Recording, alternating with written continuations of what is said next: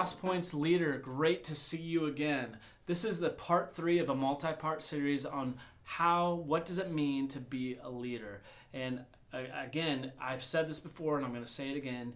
You are called to be a leader. Whether you feel like it or not, you're called to be a leader, so don't be overwhelmed. And that's what we talked about in our first session. The second session, we talked about if we're a leader, that means that we have followers. And if we have followers, we need to be taking them somewhere.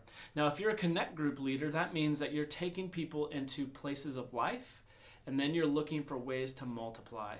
If we're having true life, then we're always going to be multiplying.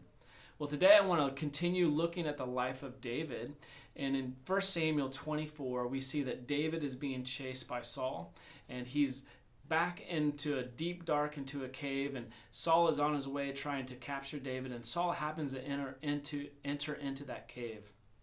And when he enters into the cave, he's using the restroom, and David sneaks up, cuts off a corner of his robe, and then he begins to feel guilty. His men have been egging him on, saying, "This is your chance, take the life of this one who's after you." And as Saul exits the cave, David follows him. And as he follows him, he calls out to Saul, and he calls him Lord, he calls him Master, and then he bows down on his face in front of his master, Saul.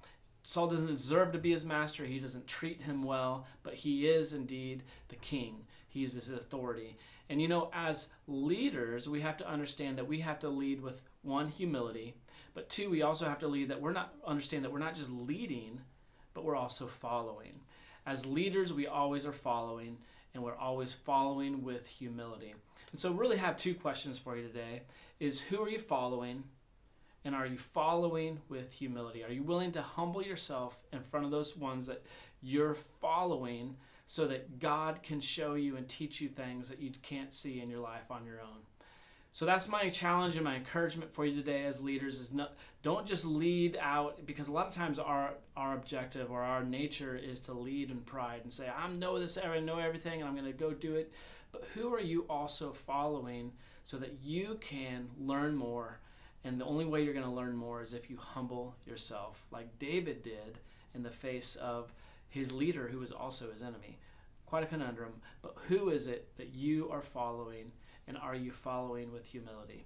Well, hey, thanks again so much for being a leader at Crosspoints Church. Thank you for watching this video, and keep your eyes open. Another one will be coming soon.